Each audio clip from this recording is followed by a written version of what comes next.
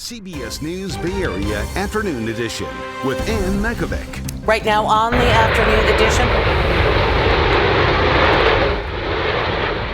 San Francisco's Fleet Week is here. Get ready to hear engines roar and see trails of red, white, and blue painted across our Bay Area skies. Thanks for joining us this Friday. Fleet Week begins today. Despite the ongoing government shutdown, it's scaled back, but the show does go on. The Patriots jet team, based out of Contra Costa County, will fly proudly today as part of the Fleet Week air shows. They are civilian-owned and operated, so they are not affected by the ongoing government shutdown. We cannot say the same about the Navy's Blue Angels. They are officially out for this weekend, but our neighbors to the north are the main draw in the skies this Fleet Week. The Canadian Snowbirds headlining the air show this afternoon, tomorrow, and Sunday. And as our Sarah Donchie reports, they are more than ready to put on a show. While it might sound nice to hear our Canadian neighbors save the day for Fleet Week, that isn't how they view it. Us moving up is just a next man up mentality to help the air show. The Canadian Armed Forces Snowbirds demonstration team was always slotted to be a part of this year's Fleet Week air show lineup. But when our government shut down and the Blue Angels were forced to pull out, their team of pilots and technicians became the main event. Unlike the U.S. jet teams, we're flying slightly older equipment, as you can see. We're flying 9 airplanes in very tight formation. The U.S. teams are flying 6 airplanes. So that's what we add. Our formations are a little bit more dynamic because the aircraft's a little bit less performing. So it does give us some leeway to be a little bit more dynamic with how we fly the airplanes. While the Snowbirds don't fly as fast as the Blue Angels, they are able to fly only about 4 feet apart and hit about 7 Gs. Because they fly slower, they may be able to provide the crowd below a better view, since they can be right in front of the crowd basically at all times during the show.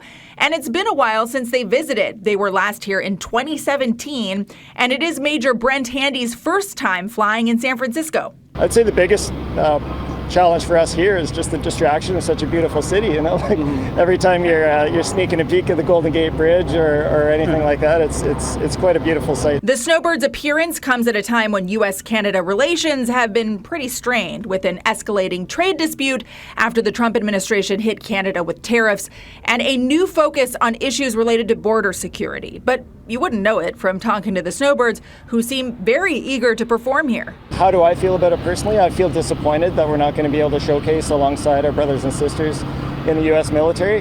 That's a big part of our mission is to just demonstrate that cooperation we have between Canada and the U.S. At the end of the day, we're neighbors. We're always going to be neighbors, and we're always cooperating militarily.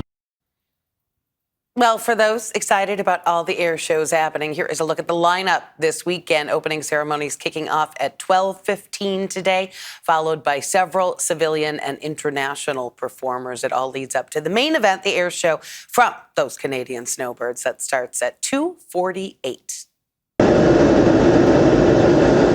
Well, this is a Fleet Week act you're not going to want to miss. The Ace Maker T-33. And our own Jessica Birch got the chance to take a thrill ride back in 2022. So, Jessica, I'm sure this is bringing back memories. Did you lose your lunch during that flight? That's a really good question. I'm glad we talked about that earlier in the makeup room, so I can confirm, no, I did not get sick, but it was such an amazing experience. Greg Quayler, he's a North Bay local, and so it's really awesome seeing him do his local show as we head into the afternoon hours today. You'll have to go out there and check out that T-33. Such an amazing aircraft.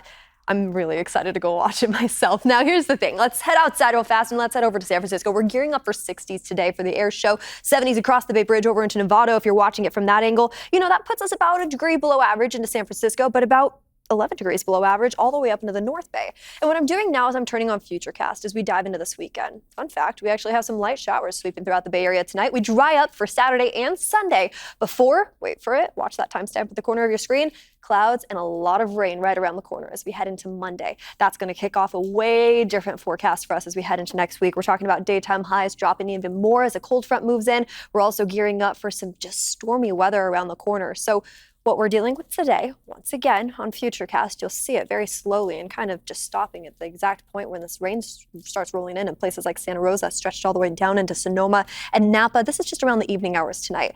Lightly brushing the North Bay, giving the rest of the Bay clouds, and then we clear up into our Saturday and Sunday with a big change on Monday. I'll have more on that coming up in a bit. All right, thanks, Jess. This week's celebration not just happening in the air. The Colombian Navy flagship ARC Gloria sailed into the bay. It's docked in San Francisco.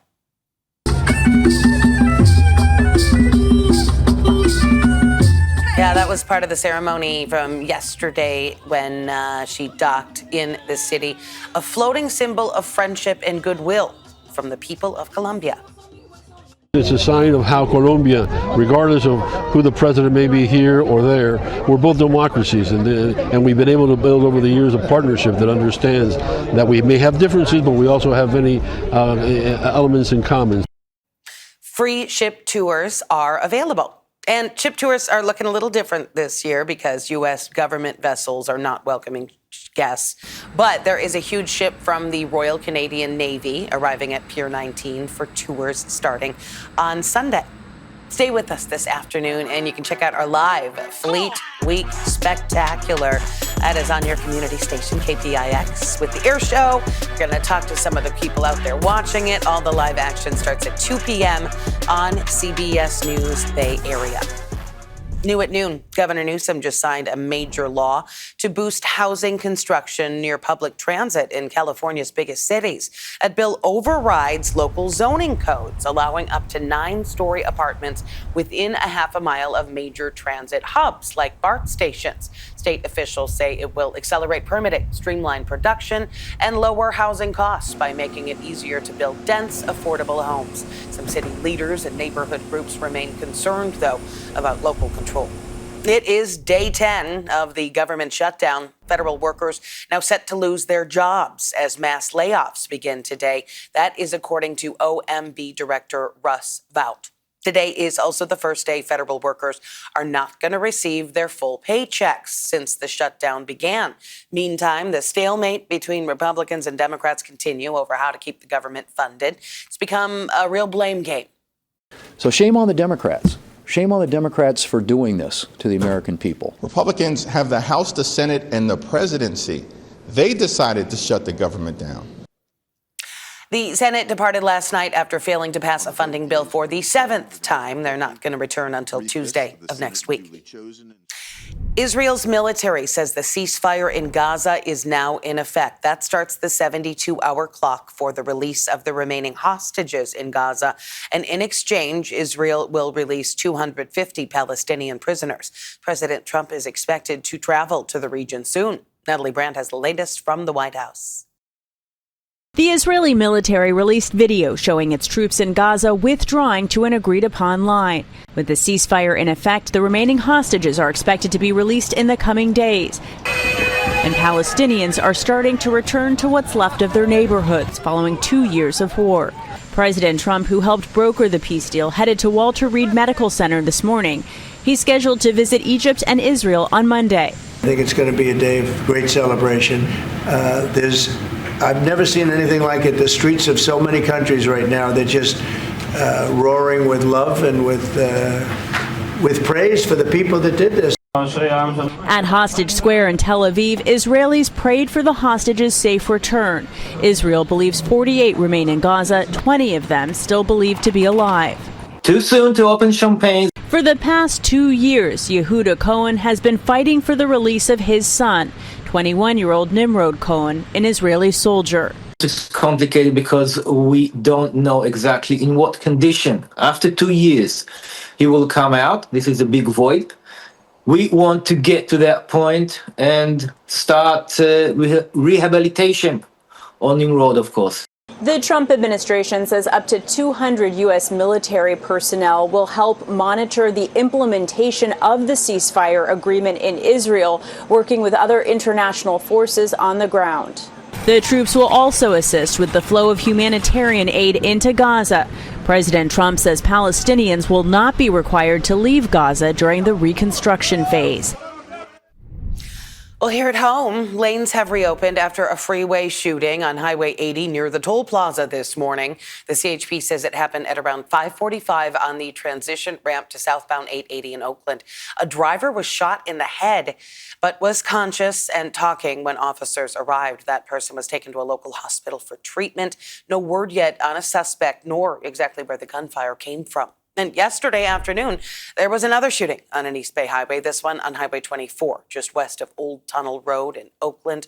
The man accused of firing at cars is now under arrest. At least 2 vehicles were hit. So far, though, no reports of any injuries. Meanwhile, one of the suspects in a violent smash and grab at a San Ramon jewelry store is due back in court today. 27-year-old Jimmy Ray facing conspiracy and robbery charges.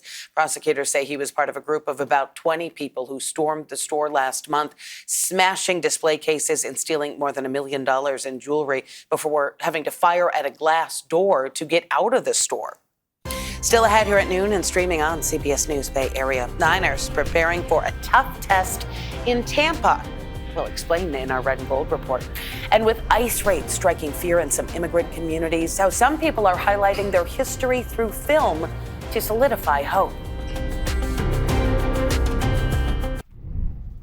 And welcome back. Hey, it's Fleet Week weekends, and I want to get you ready to go before you head out the door to watch the air show today. We have some really fascinating weather into the next couple days. I'm not sure if you heard, but yeah, there is some rain on tap for us right around the corner. Will that impact the air show? Yes or no? Well, good news is we're actually dealing with beautiful weather just in time for the air show today, tomorrow, and Sunday before we see a big shift in the forecast with rain and cloudy skies right around the corner as we head into next week. So what I want to do, you see at the bottom of your screen right there, this is Friday evening into Saturday. That timestamp continues into Sunday. Notice how we're not talking about too much in the forecast. Wait till Monday. Watch what happens as we head into Monday morning into the evening hours at night. Clouds start rolling in. That green is showing rain right around the corner as we head into Monday evening. So I think it's just important to note that, yeah, today, pretty mild for the most part. Tomorrow, similar trend. Once we head all the way into this weekend, though, we have some big changes right around the corner. As for our daytime highs today, you saw it just below me a second ago, 70s and 60s. That's what we're in store for this afternoon. That puts us about 3 degrees below average into places like San Jose, about a degree above average. All of our microclimates really doing their own thing today, all the way into Redwood City. And then here we go up into Santa Rosa, 11 degrees below where we should be during this time of year. It is a cool setup for us today up in the North Bay. And as we head into the evening hours tonight, we could get a little splash of showers up there too. So important to note that it's not a huge washout by any means, but don't be shocked if you just get a little quick splash. Like I said, taking a look behind me, there's that splash right there all the way into the evening hours tonight. I mean, we're going to watch those showers kind of just skirt throughout places like Santa Rosa, across the 101, over into the hills near Napa and Sonoma. We clear up pretty fast though as we head into this weekend. We'll deal with some partly cloudy skies at times, but for the most part, it is a beautiful weekend just in time for the air show. So you see those blue skies behind me. That's what we're gearing up for as we head into this afternoon. The air show is about to start right now. Very exciting stuff right around the corner as we take our eyes to the skies. We have sunny days right around the corner in our inland areas and along the bay for Saturday and Sunday. And then a cold front rolls in. And this is important to note. We're going to enjoy this weekend. We're going to love it. But then once we head into next week, 70s turn into 60s right around the corner. This area of low pressure moves in. It brings in cloudy skies, rainy conditions. And on top of that, it also brings in those cool temperatures too. We'll keep you updated on that forecast. For now, back to you. Well, the 49ers looking for their 5th straight win against Tampa Bay, going back to 2019. Here's Vern Glenn with today's Red and Gold report. This is the Audi Red and Gold report. Ahoy, mateys! Aboard the famous pirate ship, the 49ers defense will try and keep the Cannons from going off on Sunday. Baker Mayfield, winless in 4 career starts against San Francisco, is off to a great start this season. He's playing the position at the highest level I've seen him. Early on in my career, yeah, it's looked as cocky, immature. Now it's moxie, he's a dog. So it's same different day. Mac Jones was limited in practice Thursday. He's dealing with an oblique injury. He showed off some of his tennis skills last Thursday when he did an overhead smash to knock down a pass. His college coach, Nick Saban, used to call him McEnroe, not for his tennis ability, but for his outburst in practice. Well, I need to call him because I thought we graduated from that. He brings that one up every year. I'm like, Coach Saban, like, get a new joke or something. You cannot be serious! Next time I see him, I'll rip him just like he used to rip me. With the Red and Gold report, I'm Vern Glenn. All right, you can watch the Niners Sunday as they take on the Tampa Bay Buccaneers in a battle of first-place teams right here on KPIX. Kickoff at 1:25 p.m. Empowering a community that feels like they're under siege. We're going to hear next from the organizers of San Francisco's Latino Film Fest. telling us how they're helping their community overcome fear.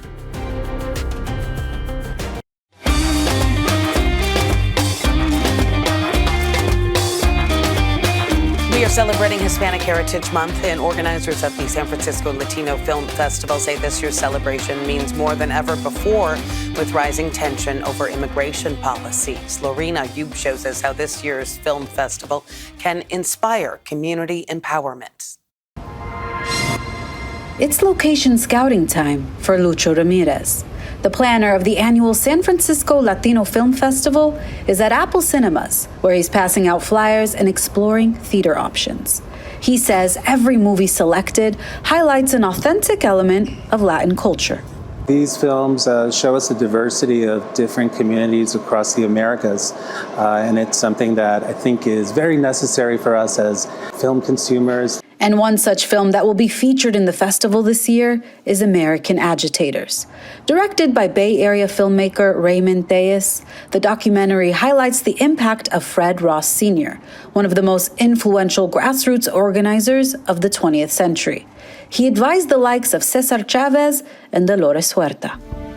Fred Ross, to the total contrary point, was the beautiful American.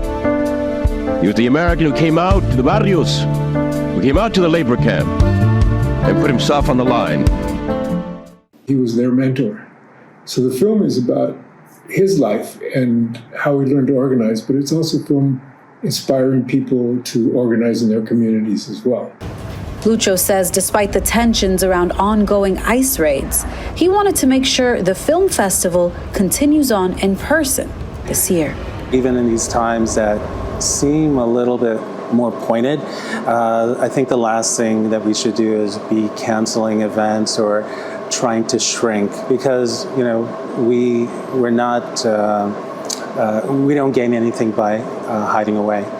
And Raymond Tellez, who will be present during his film screening, says he hopes the film will inspire the audience with new tools for community empowerment. I think the film was very timely because I know people want to make changes in the world. They want to have an effect on what's going on in our country. And hopefully this film will inspire people to do that. And that is exactly the vision Lucho has for the festival, to build both awareness and community. It's important for a lot of arts organizations to continue to do the work that they do because it does bring joy, and we're still here and we're not going anywhere. For Lucho, the show must go on, not just for the sake of cinema, but for the communities that see their stories come to life on screen. The Latino Film Festival runs from October 23rd through November 6th. Tickets and info available at cinemassf.com. And you can check out our special Una Familia next Thursday, October 16th, 7:30 p.m. here on KPIX. Gianna Franco and Len Ramirez will be hosting. We are saying ciao, San Francisco, ahead of North Beach's Italian Heritage Festival. We're going to hear from the celebrity leading this year's celebration. Well, taking a live look at San Francisco's North Beach this weekend, tens of thousands of people are going to flock to the area for the Italian Heritage Parade. It's coming up on Sunday, and this is its 157th year. Along the parade route, spectators can enjoy live music, performances, and appearances by various Italian-American organizations. On our morning edition today, we spoke with this year's Celebrity Grand Marshal, actor Joe Mantegna of Criminal Minds, and the chairperson of the parade, Lou Carella, about Sunday's fun. Why that's important is because it doesn't interrupt the rhythm of the day, which is a great day. The parade starts at 12:30. The Canadian Snowbirds fly at 2:45. The 49ers are playing in the afternoon. It's a fun day. As you heard, the parade begins at 12:30 down in Fisherman's Wharf and moves through North Beach. It should be a fun weekend in the city. That is it for the news at noon. Remember, we are streaming 24/7 on the free CBS News app. Just go to Live and then choose Bay Area.